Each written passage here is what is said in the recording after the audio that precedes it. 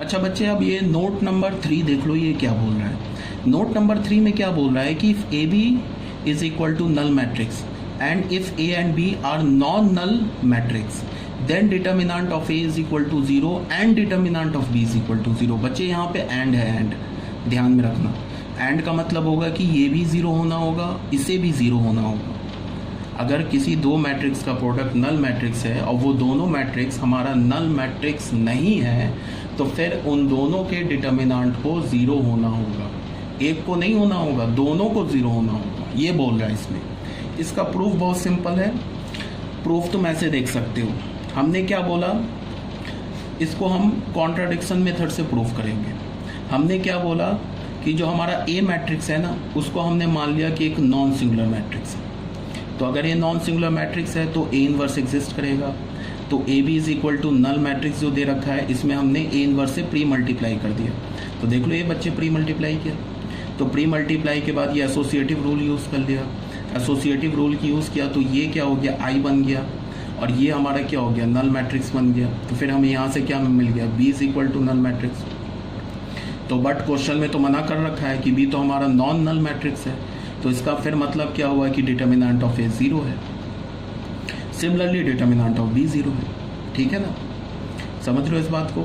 तो इस note number 3 में हमें क्या पता चला, नोट नंबर 3 ये बोल रहा है कि अगर दो मैट्रिक्स का प्रोडक्ट नल मैट्रिक्स है और उन दोनों मैट्रिक्स में से कोई भी एक मैट्रिक्स नल मैट्रिक्स नहीं है, तो फिर उन दोनों मैट्रिक्स के डिटर्मिनेंट को 0 होना होगा। दोनों मैट्रिक्स के डिटर्मिनेंट को 0 होना होगा। A into b null matrix, matrix a is not a null matrix, matrix b is not a null matrix. This implies that determinant of A is equal to 0 and determinant of B is equal to 0। ये बोला जा रहा है, यहाँ तक clear होना चाहिए। ठीक है, अब आ जाओ नोट नंबर 4 पे। ये नोट नंबर 4 एक्चुअली क्या हुआ है कि ये नोट नंबर जो हमारा 2 था उसी को ये दोबारा लिख दिया मैंने, तो देख लो एक बार, यही बात है। A B is equal to null matrix, वही नोट नंबर 2 ही है। ठीक है, ये A B is equal to null matrix implies determinant of A is equal to 0 और determinant of B is equal to 0, but vice versa is not correct. Vice versa correct नहीं है।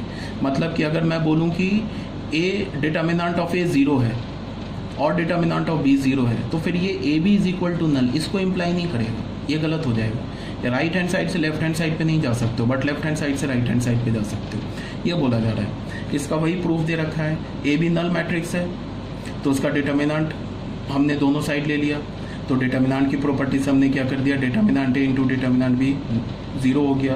तो यहाँ से हमें क्या पता चल गया, determinant of A is equal to 0 और determinant of B is equal to 0। ठीक है, एक दो एग्जांपल्स ले लिए यहाँ पे मैंने। जैसे ये मैट्रिक्स है, देखो ये मैट्रिक्स मैंने ले लिया ए 1 2 5 10, इसका डिटर्मिनेंट 0 है। ये मैट्रिक्स मैंने बी ले लिया, इसका डिटर्मिनेंट 0 के इक्वल नहीं है, इसका डिटर्मिनेंट क्या आएगा, 3 + 2 5 आएगा, वो नॉन ज़ीरो हो गया। इसका डिटर्मिनेंट क्या होगा, 10 - 10 0, तो इसका डिटर्मिनेंट 0 हो गया। तो यहाँ हमने क्या देखा कि ए मैट्रिक्स का डिटर्मिनेंट 0 है, बी का 0 नहीं है, बट इसका जब तुम प्रोडक्ट लोगे ना, यहाँ देखो जब इसका तुम प्रोडक्ट लोगे ना, ये जब हमने इसका प्रोडक्ट लिया ए इंटू बी, तो वो देखो नल मैट्रिक्स नहीं आया। यहाँ पे क्या हुआ कि एक मैट्रिक्स का तो डिटर्मिनेंट 0 आ गया ना, दूसरे का डिटर्मिनेंट 0 नहीं आया, एक का आ गया ना। यहाँ पे तो क्या बोला है कि किसी भी एक मैट्रिक्स का ए बी अगर नल मैट्रिक्स है तो किसी भी एक मैट्रिक्स का डिटर्मिनेंट 0 होना चाहिए। दोनों का हो गया, वो भी ट्रू है। तो यहाँ पे हमने ले लिया ए का डिटर्मिनेंट 0, बी का डिटर्मिनेंट नॉट इक्वल टू 0।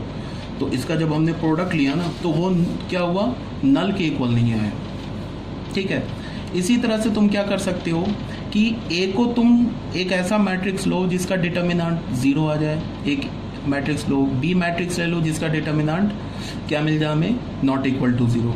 तो तुम देखना क्या ऐसे मैट्रिक्स मिल जाएंगे जिसका प्रोडक्ट जो होगा वो नल के इक्वल नहीं होगा। ऐसा भी हो सकता है। Similarly if determinant of A is not equal to 0 and determinant of B is equal to 0 does not imply, ये तो वही बात हो गई ना जो भी हमने किया है यहाँ पे, determinant A 0 and determinant B not equal to 0। तो यहाँ से क्या पता चल गया हमें कि A B this does not imply A into B is a null matrix. ठीक है, ऐसा भी हो जाएगा कि ये भी हो सकता है कि determinant of A is not equal to 0 and determinant of B is not equal to 0। ये नहीं इम्प्लाई करेगा कि हमारे पास, अभी हमने ये नोट्स में भी पढ़ा है ना कि ए बी एक हमारे पास नल मैट्रिक्स हो गया। मेरी बात समझ रहे हो ना? तो इसका मतलब यहाँ पे एक हम चाहें तो और जोड़ सकते हैं कि determinant of A is equal to 0 and determinant of B is equal to 0। This does not imply A into B is equal to null matrix. ये बात क्लियर होनी चाहिए।